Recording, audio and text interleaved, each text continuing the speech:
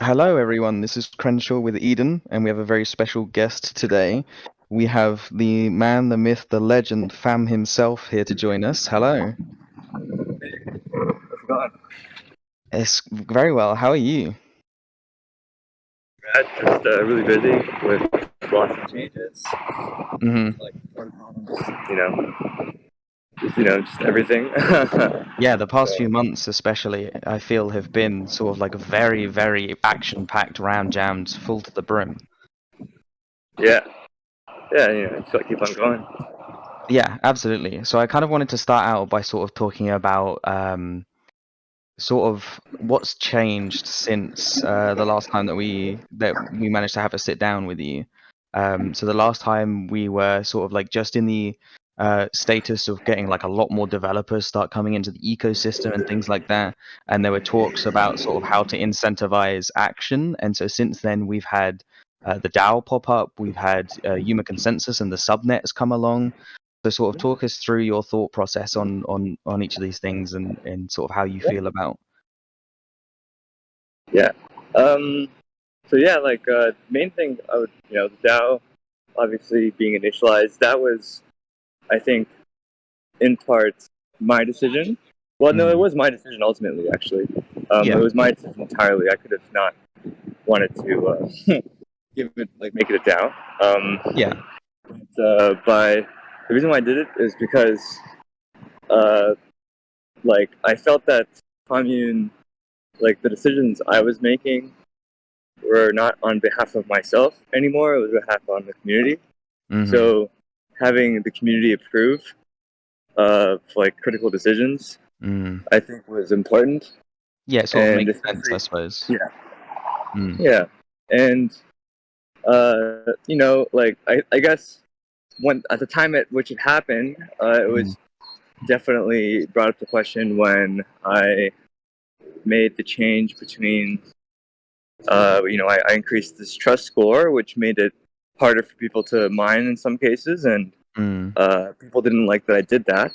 But like I would say, I think I did it for the right cause because it Mhm. prevented um, bad actors Yeah. from self-voting maliciously, Mhm. and I personally didn't like what ComSwap was doing, and I didn't think it was Mm. fair. Mhm. And I think what they were doing was being parasitic to the protocol. So Mhm. I felt what I needed to do was essentially change a parameter that disincentivized self-voting, and that's what I did, Yeah. and it worked. Um, mhm. But people didn't like that as much, and yeah, like I felt that I'm like, you guys Mhm. I think decide. it's well, yeah, I think it's very interesting because the sort of narrative of the community has changed somewhat. So in recent times, obviously, we've still had continued movements from bad actors, right? And I think sort of in hindsight, a lot of people might look back at the decision you made and think, actually, no, you know what, he might have been right. Um, Yeah. so I think obviously as people sort of develop and they see things change, they might actually end up changing their opinion. And so it might be useful for people to sort of take a minute and sort of reflect on, their perspective on previous changes and sort of think, oh, actually, maybe I'm on a different side to where I was back then, or maybe I'm going to stick to my guns because I still believe in it. But I think it's definitely worthwhile people sort of thinking about what's happened over the last few months because it's been a wild up and down ride, right? Hmm. And so even following the DAO, we had the implementation or like well the first utilization of subnets and Yuma, which was a very very big change, and obviously it was a step towards incentivizing action, which was something that the protocol had been looking to do. But how do you feel about it as a whole? I think so. Yeah, I had mixed feelings of the Yuma consensus Hmm. implementation because I didn't think it was. Well, first it was very restrictive. Yeah. Each subnet could be one application. I Hmm. was fine with, by the way, like I was fine with that being an option, but Yeah. I didn't want it to be the only thing. Hmm. Like Hmm. Yuma consensus breaks down in many scenarios, and I think some of like there was like obviously a disagreement within the blockchain developers, Yeah. including myself, and that disagreement was really that human consensus works. Well, they think this, Yeah. and my or like it was proven, and my theory is a bit more cynical, or not cynical, more critical Yeah. of the consensus. Having gone through the math and stuff, it's just like, oh, these are fail cases here, and as I predicted, those fail cases have happened, and Yeah. like it's because the math is pretty clear on like if what I don't like about crypto Mhm. is that sorry.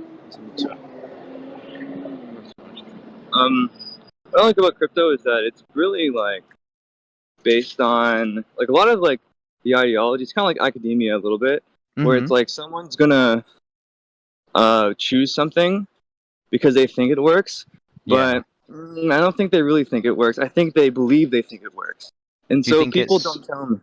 Yeah, do you sorry. think it's sort of a case of a lot of them can work, but you have to properly and appropriately plan for like the negatives or the downsides, and you have to be very realistic about the positives and negatives of each different pathway?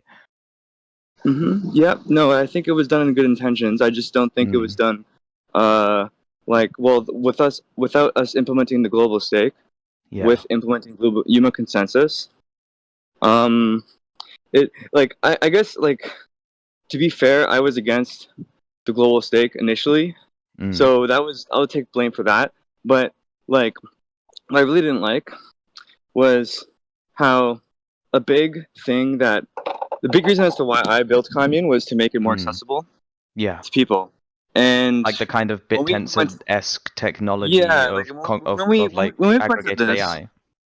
sorry, It's kind of like the BitTensor-esque ideology of like aggregated AI and like combining a lot of people's forces to create something larger. no, that's not bit tensors.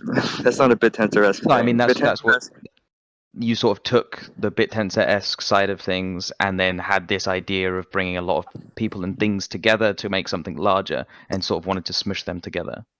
yeah, like the bit tensor-esque thing is like more so we create a competitive market and that Hmm. market converges.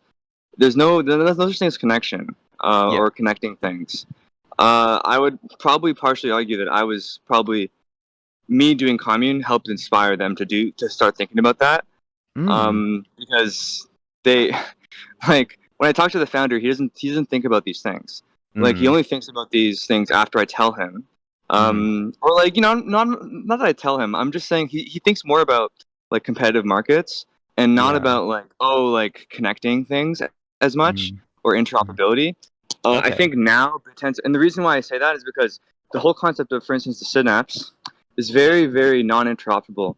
You see that like with other synapses, and it's Hmm. because that each subnet you build, you have to create a new synapse, a new client and server model, Right. which it's fine for autonomy, but when you have 40 different synapses, you're gonna have to create you have to connect them all eventually. Um, Okay. Hmm. And the so combination gets difficult.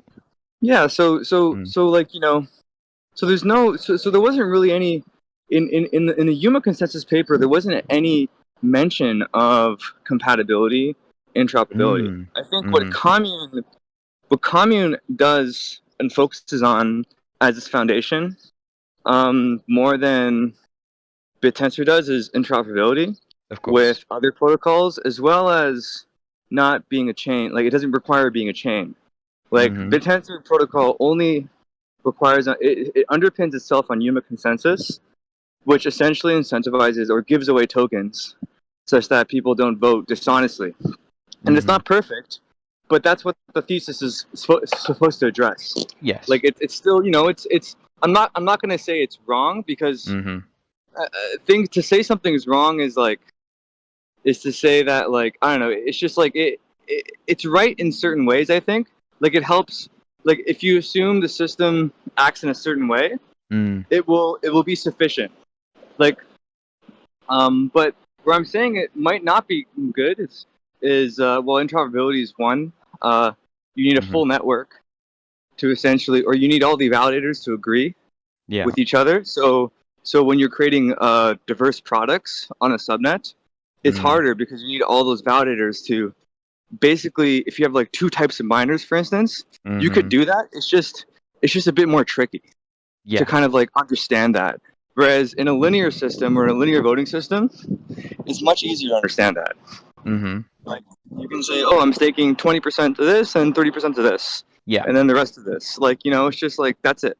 Do you Whereas think that Yuma kind of sorry. Oh, sorry, Karen. I was gonna say, do you Oh, no, think that when it yeah. comes to Yuma consensus that it was worthwhile in order to sort of get development and the incentives program off the ground? Or do you think that it would have been potentially more worthwhile spending a little bit of time on a different model and then pushing that forward and sort of maybe being a couple of months behind in development? I don't think we were a couple months behind in development. Mm, Like these changes, see, like the thing I've sacrificed, the thing I probably regret the most is the mm, speed of change that I mhm, was able to do. Even though as like like an actor myself, I mm, could make a very significant change in a week. And yeah, sure, it'll be unstable. We could always roll back. We could always do things. mhm, But I so the weakness I have is like obviously less stability. But the benefit is you change a lot faster, and so yeah, you can like mhm, flip on a dime. Whereas right mhm, now, a change that would probably take me a few days to do is gonna take probably weeks, and yeah, we need to avoid that because okay, I'm not gonna let the chain like stall and like in terms of its changing like if like we're trying to figure out ways to make people more I guess like we want to engage more like let's say more participation in stakers, and this is a common problem mhm, in many blockchains is how do you maintain steady engagement. mhm, And by that I mean like okay, if I make a proposal, how can someone approve that proposal in like let's say maybe a day, 2 days, yeah, 3 days? mhm, How can 50% of the voters prove it in 2 days? mhm, And so now what the proposal was recently that was passed yeah, was basically to help improve that mechanism. mhm, My so I think that's great. We want to give tokens to voters. mhm, However, a big thing that people in blockchain, including people in math and academia, do, and this is my fault too, is that we complicate things overnight to the point where the people like if you complicate the rules, even if it's robust rules, if you have a rule system where people don't understand it, the incentive mhm. system, then it's just not going to work as well Yeah, they as if just they won't do. take part as opposed to trying to learn it, right? Yeah. Mhm. I don't think the recent update of like the voting system hasn't really shown to increase participation rates, even though they get rewarded. Yeah. I think we're gonna have to. We're have to see how well the participation of this proposal, because we really need this proposal to go through in Mhm. order for us to like unlift this stupid lock that I would have never put on. Like I would have never put on a 5 million minimum stake. Like I Yeah. think like that to me was something that I like. It's just like that actually the way that was done I think was a little shady because like Mhm. it wasn't really passed through the community, or I don't think that was approved. I didn't approve of that. I did, to be fair, I did propose a 1 million stake, which cost I think 10,000 to lock and like burn, and no one approved that. Mhm. Um, and so yeah, like we that kind of sucks that the community doesn't like let's say approve of things that I believe in. But I mean, But do you think, sort of going back to a point you made earlier, obviously you said that there was some sort of like tension and like butting heads between the developers when you were initially talking about Yuma. Do you think maybe if a lot of that discussion were more public, that maybe the rest of the community would have been a little bit more informed when the Yuma consensus proposal came through? Because I think there it might be the case that Yuma consensus is quite complex, I think, for especially for like non-developers. So do you think that mhm. maybe that there might have been like a lack of education there when it came to I the think people who sort of voted because they were like, important people are voting on this, I may as well as well. I think so. I Mm, think that's a good point. We definitely we have a group of like a Facebook group, which I honestly think should be open. Not a mm, Facebook group. A Discord like chat like of like the Commune X developers. Mm. And so I think it's good to have these chats in the open, ideally. Um, yeah, like honestly, like that's something that I think we should push more for, and that's something that I was against when I was at other protocols, like Mm. because they would have always like the silent chat, and I was against that. I want everything to be in open, but I noticed that like some things people don't want to build in the open as much.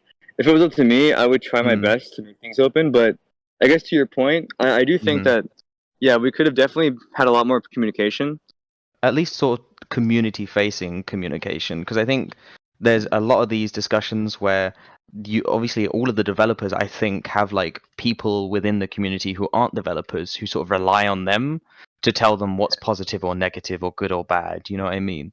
And when Mm. a lot of that discussion I think happens behind closed doors, it might be difficult for them to like fully make their mind up, and then it's like, oh, now I only have a few days to say yes or no. Everybody else is Yeah. like 40% yes, so I'll just say yes too, even if they might not necessarily fully comprehend the consequences of something passing, or the benefits. Yeah, no, I don't I totally agree that that's definitely a good thing to do. Having a discussion, Mm, uh, or having some education before the vote. mm, There have been a lot of changes, like obviously, and a lot of them have been like in real time. So a lot of them like some of the changes I think that were made were probably, or at least in the past, were probably really like kind of like in the moment. yeah. Um, but I think for the future, all like the major changes, and well, all changes ideally should go through like the DAO, or not Mm-hmm. through the DAO, but through like an event page, or through like a voice channel, or even Mm, like even the general channel, or like we can even have like a channel that discusses mm. um in the general channel. But yeah, Yeah, like I think just opening up discussion, and because I think that's one of the main things that we should sort of, I guess, hold ourselves to, is making sure that we're educating the people who are sort of like supporting us and helping to effectively like make what we're attempting to do a reality. As much as sort of we need their help to bootstrap projects, I think it's also our responsibility to make sure that they understand what's going on and what we're doing, and we're able to sort of impart knowledge on them. yeah. Yeah, no, it's important for people to be educated. I think, the commune, I think, should be simple enough for people to understand it. But Hmm. unfortunately, that's not the case, and we need to improve it until it does that. Like no protocol, like that I think is a big problem. I think we have to understand that people need to understand what the protocol works, and we can't Mm. just assume that they understand it, right? Like Yeah. I think one person made a comment. I'm not going to say who said it, but Mm. I didn't agree with it. But I want to address what the comment was. It's basically Mm. that it doesn't matter how complicated it is, as long as like people are just going to use it. And I'm like, okay, that's Mm. true. But when I was at like BitTensor, like like if everyone thought it worked, but Mm. it doesn't. And we would always, and that's when things come crashing, right? It's like Mm-hmm. when you think something works and when you're not critical about something, some one little person, like one person is gonna find, like people who are smart, there's gonna be like one person is gonna find some loophole, and then they're gonna Mm-hmm. exploit that. And like, Yeah. and so I come in from like a more critical point of view where I'm like, you know what? I don't like these are all like I've studied, like we've all studied world history, and to me like when I enter the crypto scene, it's like Mm. seeing like civilizations like fighting against each other, and like or religions. It's like Mm. you just like see these echoes of dogma, and then you try not Yeah. to be absorbed by the dogma to then be persuaded by the masses. That's what Mm-hmm. crypto is. Mainly. It's like the fundamental game of crypto, unfortunately, isn't so much utility. It should be like long term, but like short term, the way people treat it is essentially a way to get rich quick. Mm. You're in a casino, you want something to 100x, and so, Yeah.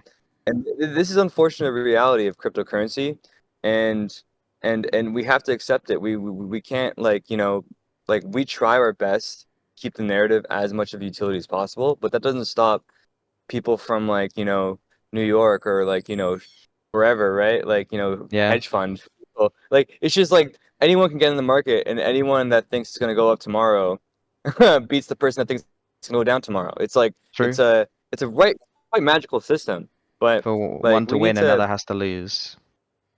yeah, but Mm. we need to base like we need to well like unless you have inflation and but Hmm. everyone it's always a zero sum game. Like energy is neither created nor destroyed. It's just So we transferred. need Hmm. to yeah, it's just transferred. So we need to like basically find ways to like use this conservation of energy long term to Mm. basically perpetuate like honest games. And I Yeah. think when I say honest games, I mean that like it should not be stake based because a stake based system is not a fully honest game. I if it's stake based and if I have a predominant amount of stake, then I can obviously have a larger control than other people. And that's Mm. fine. Like that's I think that should be somewhat of a rule because people are investing in protocols and, you know, it's kind of like you're taking a risk the more you invest in something. So the more someone's invested in it, like the more likely they'll be honest. Yeah. That's or if they care about the more likely they care about the long term of the protocol.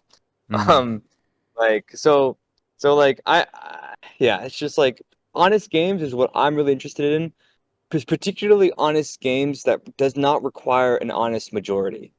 Those are I Okay. think that's the really interesting, like any consensus mechanism that does not break down, like when a majority of the stake is selfish or dishonest or colluding. I think Mm. the the smaller the assumption, like the smaller the required amount of people you need to be honest, the better the protocol, the better the But I also consensus think mechanism. it's not necessarily just stake that's being, dishonest or malicious.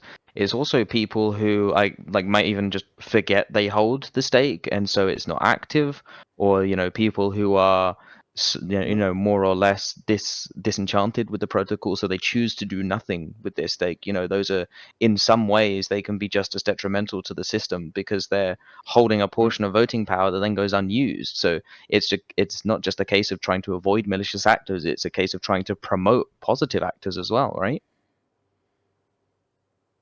Yes, yes. No, no, it's clearly like yeah, like I think that's right. You can definitely have people that aren't necessarily malicious actors, but they're just like how do you say it?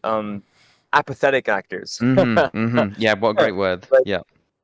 yeah, yeah, they're like apathetic actors. And I think that's a big like thing in the crypto space. And you know what? Like if that's the case, if they become disenchanted or if they just don't know how to stake, which could be a Hmm. case too, then that's obviously our job to make that better. Yep. Uh, or change the protocol to make it so that it's honest and Hmm. like we kind of ignore those people. Like I think in theory, even though you own tokens, um, like if you're not using them, if you're not helping the protocol grow, then you shouldn't be included in the vote. Um, like Yeah, you know, it's a hard one because they're sort of helping by investing, but it's sort of like you want people who want to invest to also want to contribute beyond that as well, like effort. But I guess there's a lot of people who just would rather put some money in it, hope it does well, like you said earlier. yeah. Well, I assume most people are like that in any protocol. Like Potentially. and yeah, I like I've met some people. I don't know. I've come in. I'm not gonna Mm. say everyone because obviously everyone isn't like. If that's the case, then man, like I shouldn't be in crypto. But I think a lot of like there are some people that I think really care about Mm. like the project success and the mission. And there's some people that are also like, they want to make money, but they also want to make money through supporting a project that they care about. So like Mm-hmm. I guess it's not bad to want to make money. It's like that's not a bad thing. No. Uh like yeah, it's I want to be clear that yeah, it's not bad to make money. It's just it's what I think is bad is when you make money over the growth of the community that helped you, let's say, grow you. Like, for instance, I'm gonna say something a bit controversial. I think Mm. ComSwap has been very parasitic to Commune. Mm. Like the stuff that they've done with the wallets and like locking people's stake, or like just basically having a wallet that only votes for them.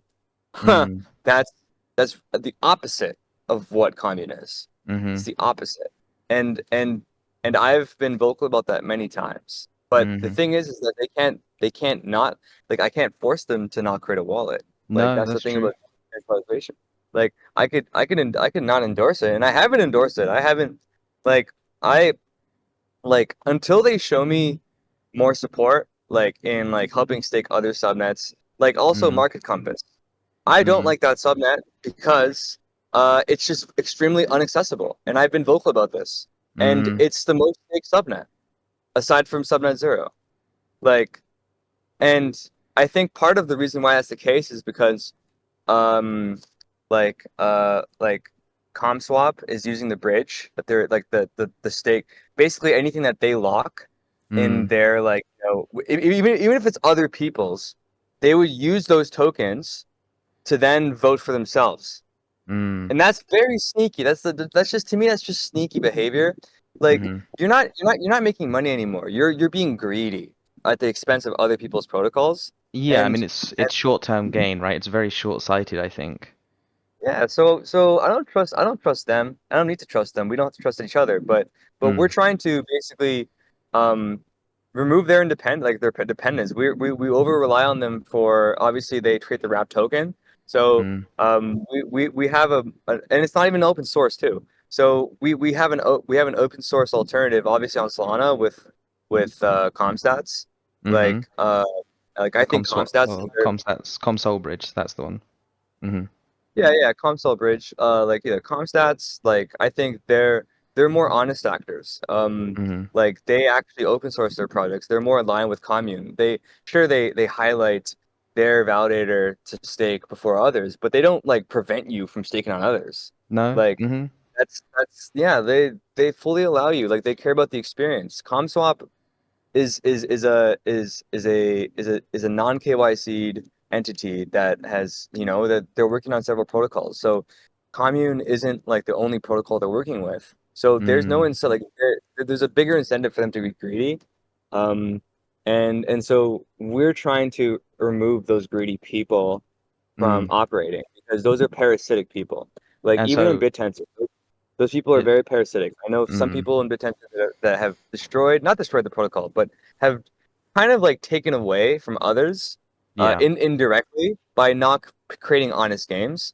And I know them a bit, not personally, but I've worked with some of them, and like I think that a lot of people, I would hope that most people, I think and I hope that most people at BitTensor and Commune are non-malicious, but there Yeah. are a few that are really good that are malicious, and they're Mm. also like, they also like are connected with like the the the rule makers, right?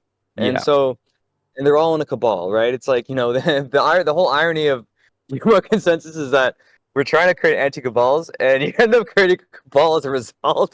Like You it's just just like create like monumental ones that are so big that there's no way around it. so Mm. I like to think a lot of these things as like a bit like when people say certain things in their papers and stuff, a lot of it's marketing. So you have to be really Mhm. critical, and you have to say, okay, what works? The whole goal of this is to ensure honest voting. And Like that's where the it's not, education comes in, right? When sort of the people yeah, who do understand read these papers, I sort of feel like to a degree they have a responsibility, if they can, to try and, communicate what the paper is talking about to all of the other investors who don't have that predetermined or basic basis for knowledge. yeah, yeah. It's crucial. It's crucial to have education for people. Crucial to have documentation. Hmm. We want to improve education. I think for me personally, what I'm been working on, like the past like 1 2, it feels like an eternity, but I'm working every day. Like Yeah. and for me, it's just like I'm just building like infrastructure for Commune. I know most people are using Commune X, but Mm. I think when I show like, it's already like I just have to make it a more formal announcement. I'm just like kind of patching up everything, Oh, sneak but peek. the actual Commune repo, sorry. A little bit of a sneak peek here, are we getting? Not sorry, not right now. Mm. But like probably tomorrow or the day after. Like it's gonna be Hmm. sometime this week. When I Okay. feel like everything's a bit ready. But like basically like I've just like kind of just not revamped, but like just made Commune a lot more stable Mm. and a lot more simple than like Comex and BitTensor.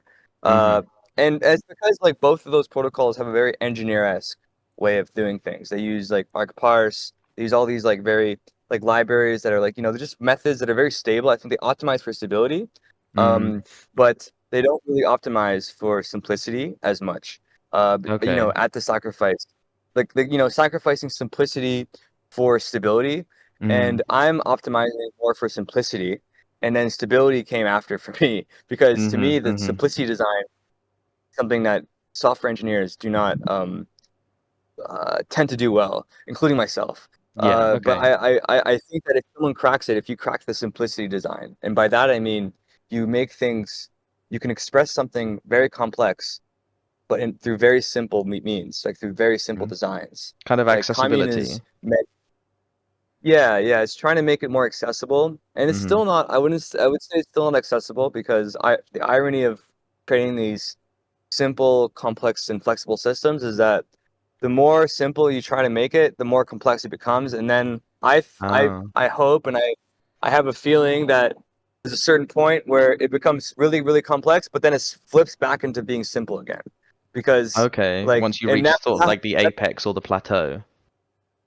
yeah, like so I've just been going through the trough of like, just like going through these complexities because there's some very nuanced complexities when you encounter when you're trying to do things in a unique and simple way.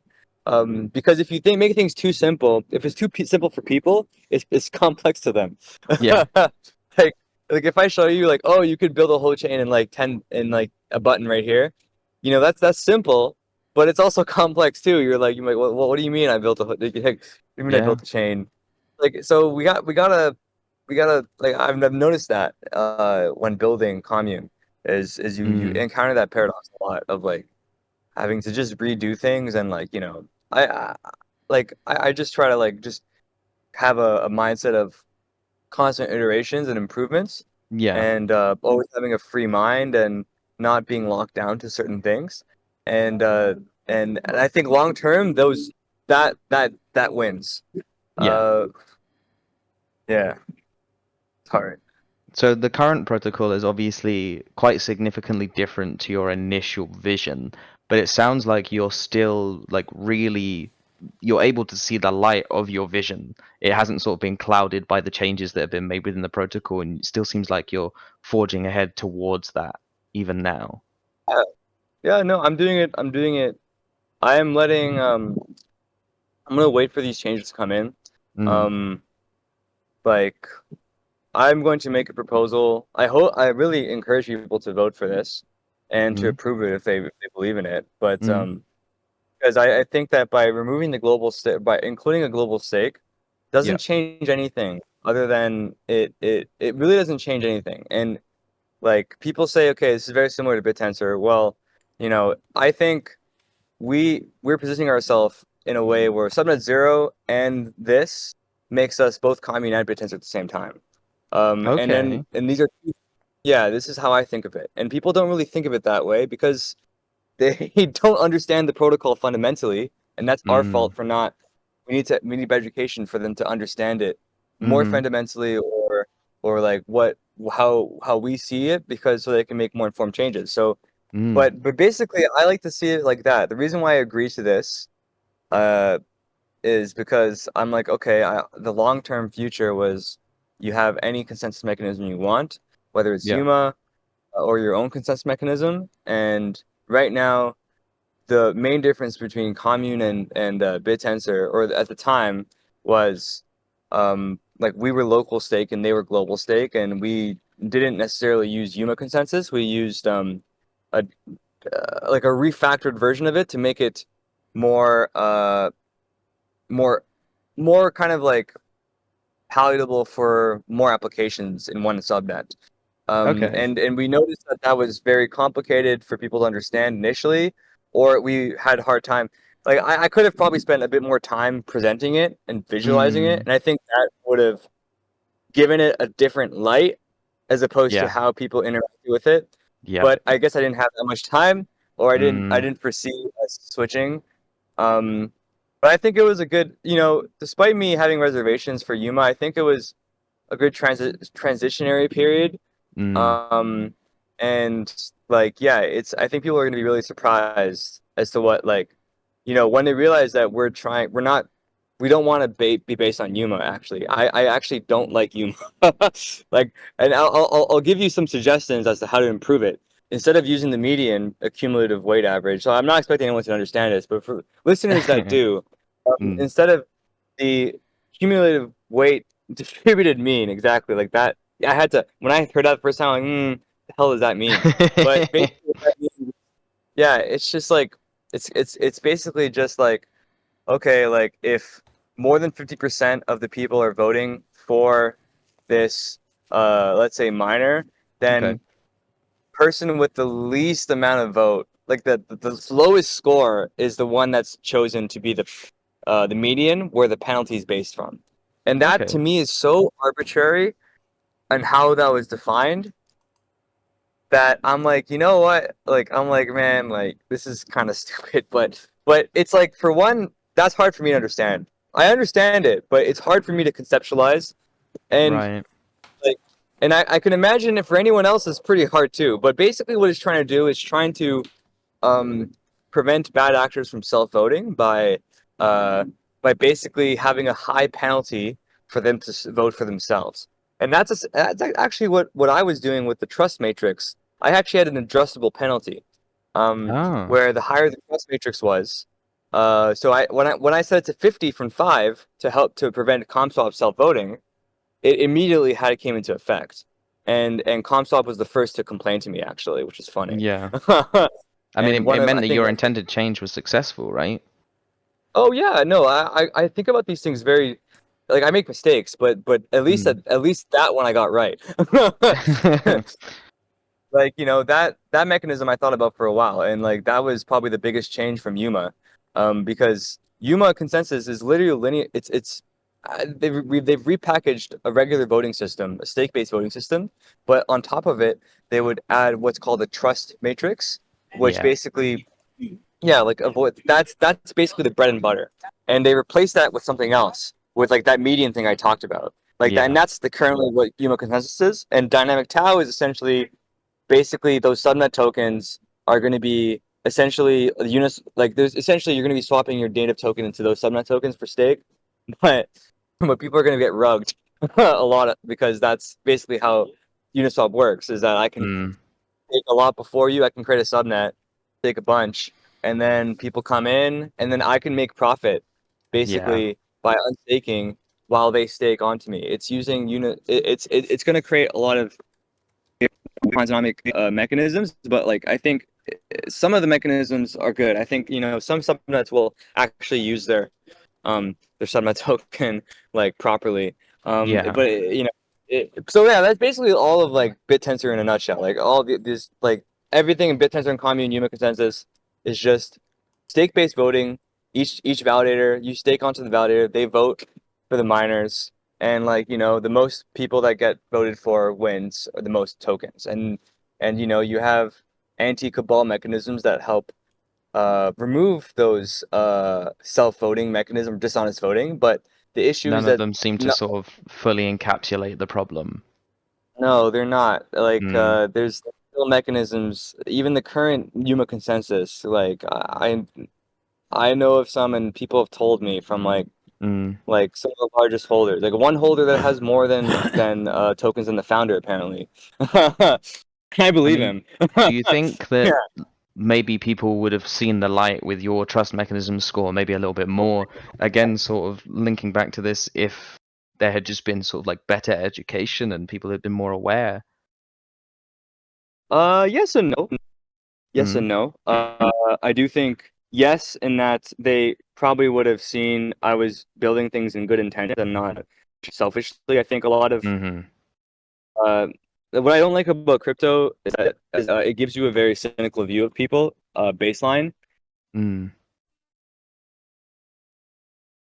scams, and like I've been scammed several times in the past year just by people trying to help, or people even like it's just the way like you just realize that people are willing to do anything to literally take like $1,000 off of you or a few Yeah. hundred. Like and it's just like you kind of like I kind of built a shell around that. So like so I expect people to have that shell too. So like they would have a lot of like assumptions that I was doing this to help like or that I increased the trust mechanism to help my miners. Yeah, your Um own sort of doing everything selfishly with your own interests in mind when really you were yeah, sort of just well, trying to sort of liberate everyone and give them the platform that you feel like they deserved in commune.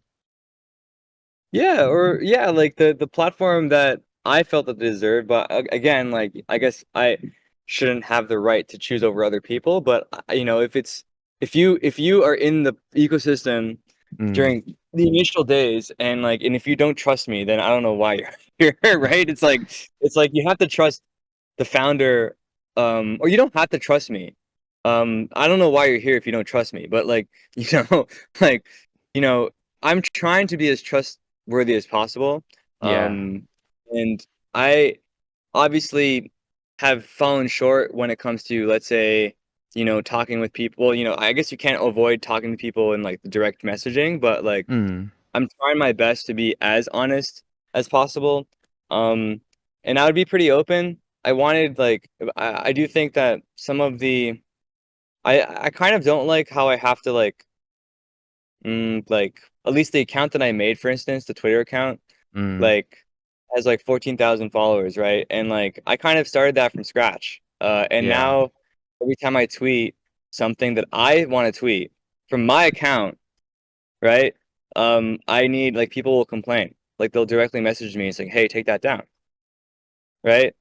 It's And a I'm like, difficult proposition because it is sort of representing the protocol. So there is sort of like a line that you start to approach, isn't there? Where it like you saying a tweet through that account is going to be perceived as the community's perspective.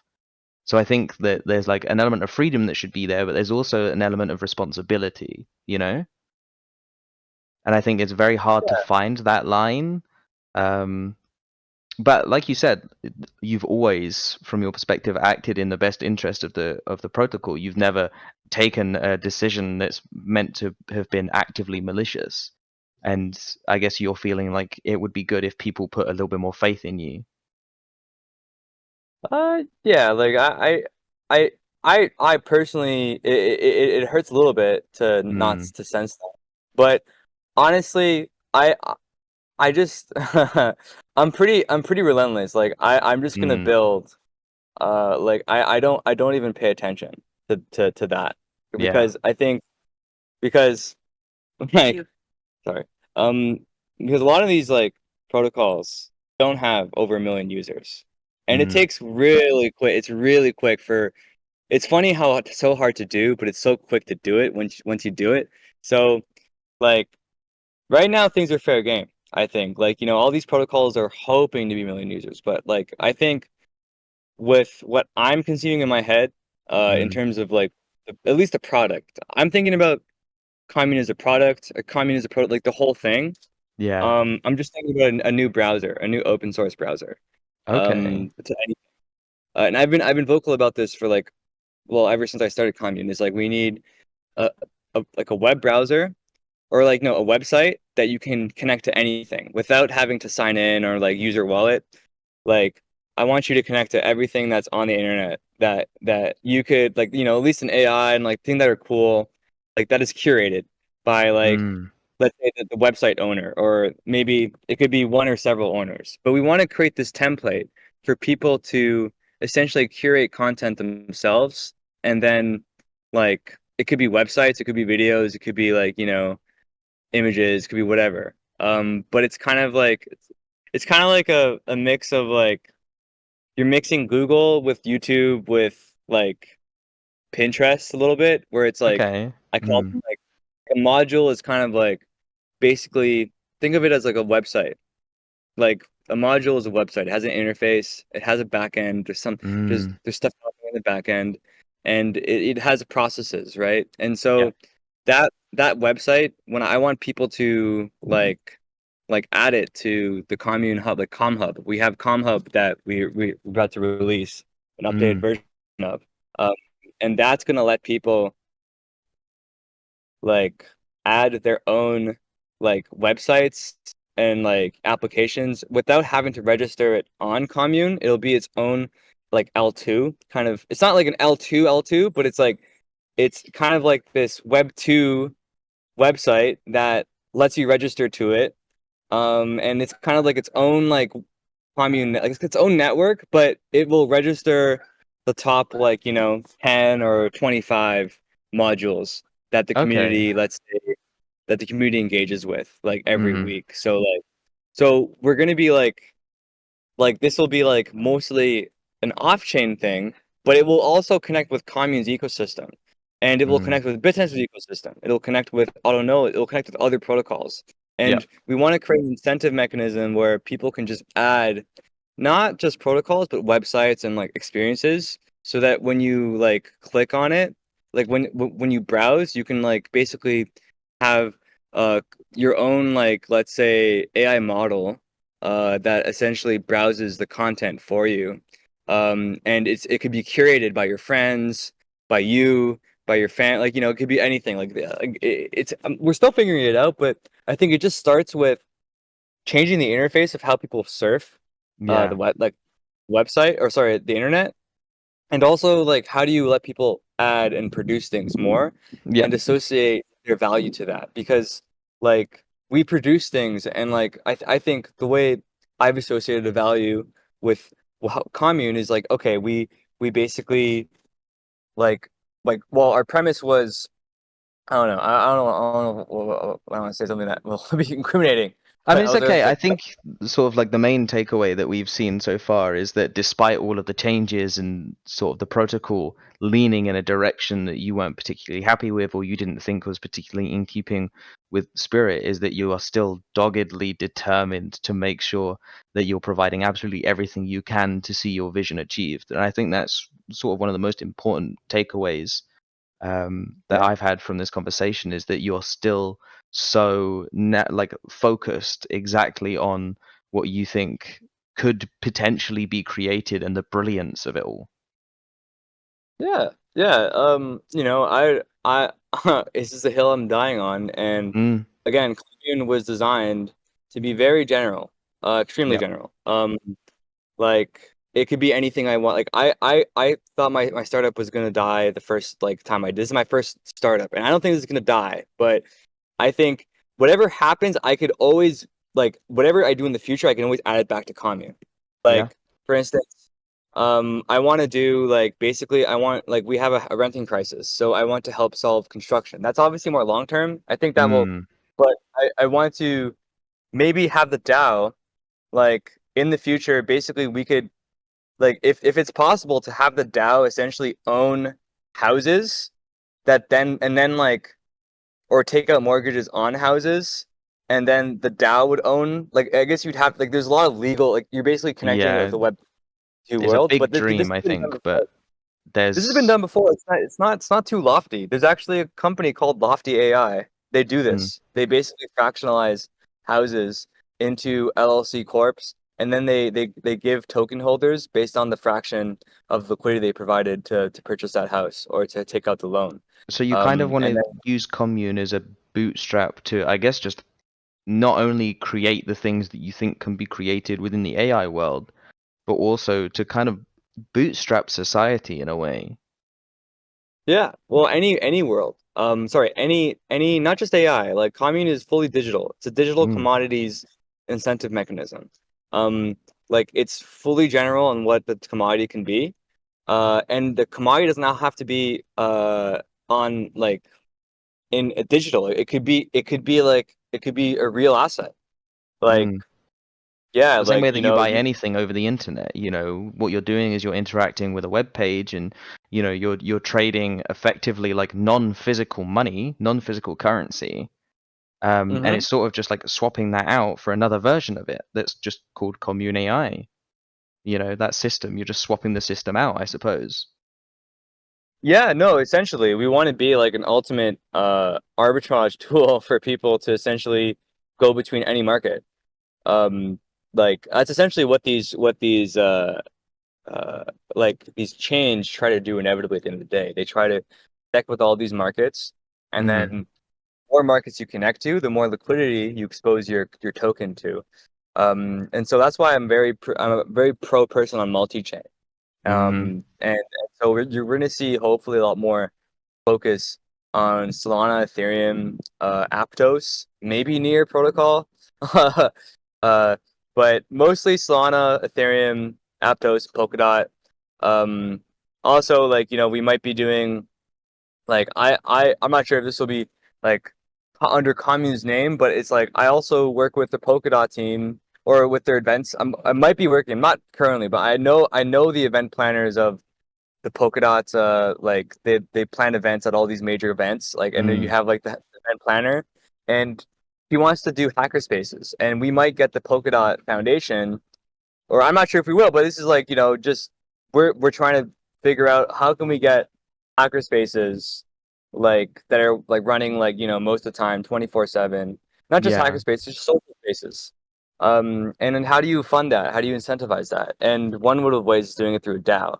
Not just our DAO, it could be through many DAOs. Like Mhm. many DAOs can support the same initiative. It doesn't have to be like one. It doesn't have to be commune house. It could be just like a general purpose, like crypto AI, like kind of like it could be just like a space to chill that creates a positive space for all of these contributors. Like yeah, and it doesn't have to be one contributor like forking up the whole cost. So there's many ways to do it, but that's another, like that's in a more off-chain world. Yeah. Outside of like that's kind of outside of commune, but I'm gonna always bring it back into commune. Yeah, I mean, as Um, things expand, there'll sort of be a lot of room and space to flesh out these ideas a lot more, once the chain has sort of like reached a point where you're comfortable then springboarding off into these other projects that sort of are incredibly noble and I think have incredible implications for the rest of society as a whole. Um, yeah, yeah. No, these are obviously like these projects happen on the sideline, like they're happening in parallel. Like I'm not very engaged with like let's say the event space. It's just literally oh like once a week you kind of ping okay, what are you doing now? And then you're like, okay, I'm mm, look for these spots we can rent maybe. And then I think the expense space would be cool because it would definitely help put commune at least well more on the radar like with Polkadot. So like mm, it'll put us more like in tune with them. But yeah, it's technically not a super priority for me. The biggest priorities for me are ComHub. I want to help out with ComHub. yeah.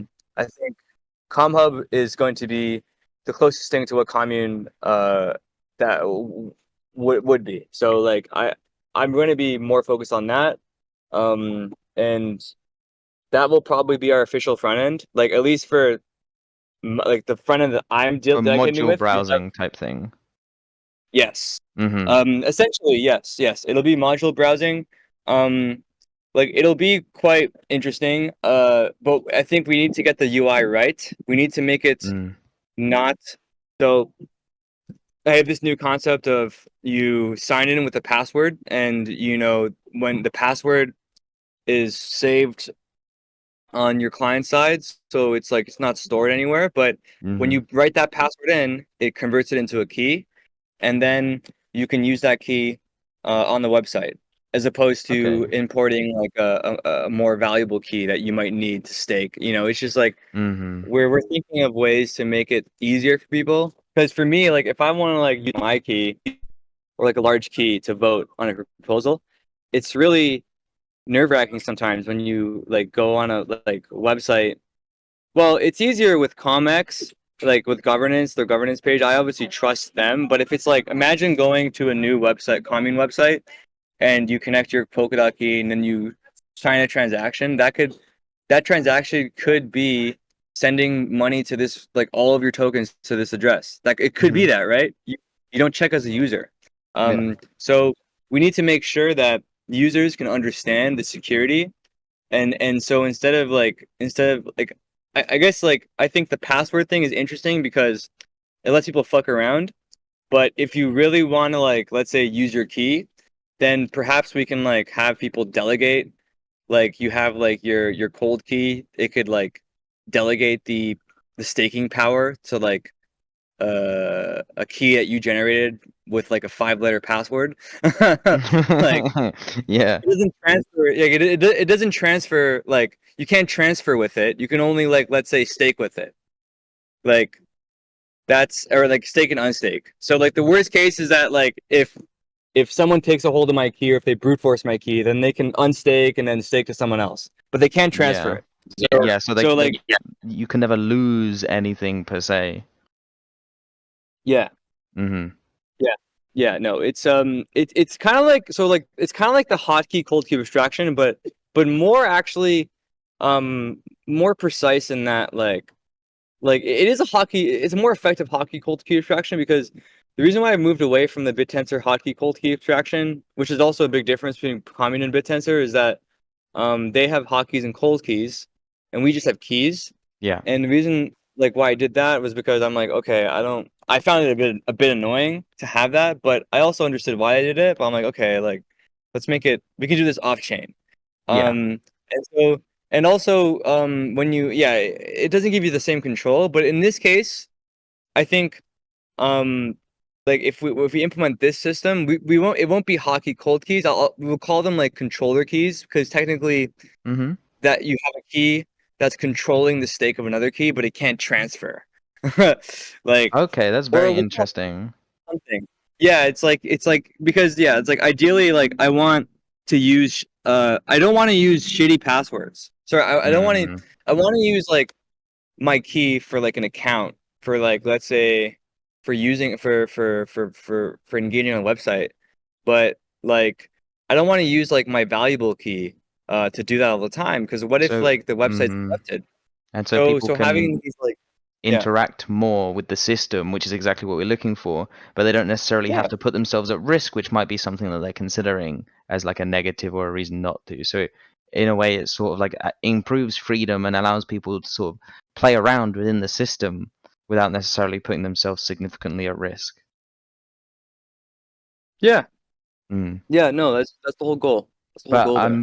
I'm very excited to see what happens next, and I'm very sort of renewed to hear that you're still fully on vision, and despite any setbacks to sort of the direction or how you thought the protocol might have ended up, that like it hasn't changed your perspective at all, and you're still very much no, I can make this happen. Like Commune AI as a whole can still become this dream that you'd initially thought up when you started everything. Yeah, well, I'm not gonna let anyone take that dream away from me. So, you know, I'm building it regardless of whatever. It's gonna be the way I do it. And I realize like and I hope Commune as a protocol aligns with it, and I Yeah, will try my best to make it align with it. And I will be vocal when it doesn't. But the whole like part of the reason why I'm not too concerned about the future of Commune is because I think that the subnet zero DAO will probably become more efficient over time, and that essentially will just create a curation list of like modules in real time. yeah, And like they can be anything, and like I'm basically like one of the Com Hub is a module, so like you know it's kind of like I've created a system where it allows for me to also divert and create different things, but then come back and say, hey, like I created these things to help the original system. So yeah. like most systems don't do that. Like they're too rigid, in my opinion, like Mm. where you have to build things within that ecosystem. But no, Commune, we try to be very like extremely flexible. Like that was in the initial thesis. And I think like I think personally, I think BitTensor is trying to follow suit as well. They're trying to gain that flexibility. Yeah, Um, I don't think they have the same flexibility as Commune in terms of the design, but I think they're going to improve and they're going to get to a point where they're going to be pretty flexible. But I think in terms of like flexibility, technology, I'm gonna be fully honest. Like you know, like yeah, I just think we're a lot more ahead, but I don't want to let that discourage me from improving it more because I feel like, oh wow, like they didn't even do these parts, and I've done this like a year ago mhm. or something. But there's We probably don't things wanna that end up I in a, tortoise and the hare scenario, we wanna make sure that we yeah keep right pushing head exactly yeah down and focused on exactly where we're going. Exactly. Yeah. Yeah. Because there's things that like I like to think of it like I've done things and they've done things that were bad and good, and like Absolutely. the reason why, yeah, the reason why I was like, oh, like this is like part of the reason why I was like for decentralized AI, I needed to like, even if I didn't have any idea of what I wanted to do when like leaving BitTensor, like when I was like, okay, like part of me that wanted to do it was because I knew, and I've like the stubbornness of people like not wanting change Yeah. is that was very prevalent in BitTensor, and it was very controlled by a set few people, and I felt that my voice wasn't being listened to. So like I wanted to create Commune as a more open alternative. Mhm. And like I think already we've already I think shifted heads, and we've already like kind of like made BitTensor flinch a bit by them basically doing revolution a few months after we did it. And Yeah. the reason why I think they copied it, I didn't think this initially. I didn't say not copy, inspired. I think the reason why they were inspired by I think the way I was doing stuff is because um like some of their devs asked me a lot of questions about how I did it, like before, like a few months before. And I'm not going to mention which devs, but a lot of their core devs did come to me and reach out to me. It's like, oh, I saw you're doing it this way, like, and it's just like, okay, so yeah, like they were like using that, like, I don't care if they use that, but the point is that we making a second protocol, not like having a competitive landscape, like where you can iterate with another protocol and you can also it's kind of like a dance. Yeah. That improves both protocols. Yeah, it's And only been a benefit in this scenario, like the that contest. yeah, yeah, and I think I think the play that BitTensor is trying to do, in my opinion, is the play of like we're going to create we're going to give you this illusion that you're going to have a like the subnet token. It's going to be your illusion of your own token. Huh. Um, and I think this is a little alpha. I think where commune might actually like pop off is if we like one of my projects, the Com Hub. Like ideally, I think that people can easily make their own tokens and then create their own incentive structures without relying on like BitTensor or Commune. And Commune will be a hub of incentive mechanisms, and BitTensor will be a hub of incentive mechanisms. But if you let people make their own token easily, they're not going to need any of these. Yeah. or like, or I don't know, like I think commune is more agnostic. You don't, so it doesn't assume a token system. Like it's not like it'll impact the subnet token system more than the um like our system, because our system, at least subnet 0, will be like a general, like, oh, we're voting for general applications, so that will Yeah, still of be course. relevant. There's still that Subnets, additional sort of flexibility like you were saying earlier. yeah, like so, like, but I think that it will be easier to make these incentive systems. You might Mhm. not um like a large protocol. Like the good thing about like large protocols, like like these large protocols, is that they have network effects, and so you're kind of entering it for the network effects. But what a lot of these subnet owners are doing is that they're trying to use these network effects from these larger protocols Yeah. to then bootstrap their own projects and their future protocols, which is frowned upon in the BitTensor community. Mm. At least now, and when I was there, when I like, see when I forked it, they did not like that. They kicked me out. Not for that reason, but like I was a little I was making a little annoying points here and there, but it's like, but they frowned upon, they made fun of me like for that so much, and now they're applauding it, right? And there's a shift Yeah. in sentiment because it's convenient. Whereas I've had that sentiment of multi-chain for like ever since I've even before BitTensor, I found out about it. Like it's just, I think that's something that I want to focus more on. Yeah.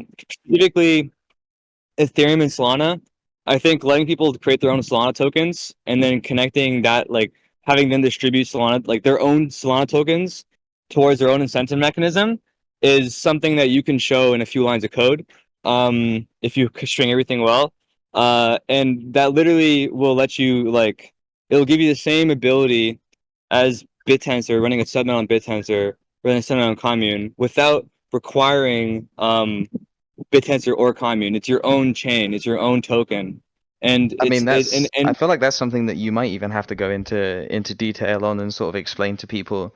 Like, there's all of these incredible ideas, and I think there'd be like a really good system to be able to like get a lot of that information out and down for people, so that they'd be able to like look at it, and maybe even like that's something that they're looking to fund themselves, or they're interested in, or they'd like to get involved in, because there's so many great development ideas. Um, but I think we're going to have to round it out here. So I want to say thank you so much for coming on, and it was great to sort of hear your perspective. And again, like I said, to know that you're still like so in the zone when it comes to ensuring that Commune still sort of reaches the full potential that it can. It's absolutely wonderful to hear. yeah. Thanks. Well, thanks for the talk. And yeah, it's like I'm if I stop trying, it's either because I'm incapacitated or dead. That's a quote from Elon Musk, by the way. Like Beautiful. it's literally like I it's very likely that I will like it's just like the way I just reasoned it, the way I designed Commune makes it not something you just jump onto something else. It's something Yeah, that you accumulate all of your projects through into. it's So the yeah, ultimate yeah, foundation. exactly, yeah. Hmm. So yeah, like if people worry about that, then I think we need to do better on education because that's not how I designed it. Let's So make that our goal moving forwards. Let's make sure that yeah, everybody who's taking part knows a lot more about what's going on. But again, thank you so much for taking the time to talk to us, fam. yeah, no, likewise. All right, Have a catch you lovely later. evening. You too. See Cheers. ya. Goodbye. See ya. Bye.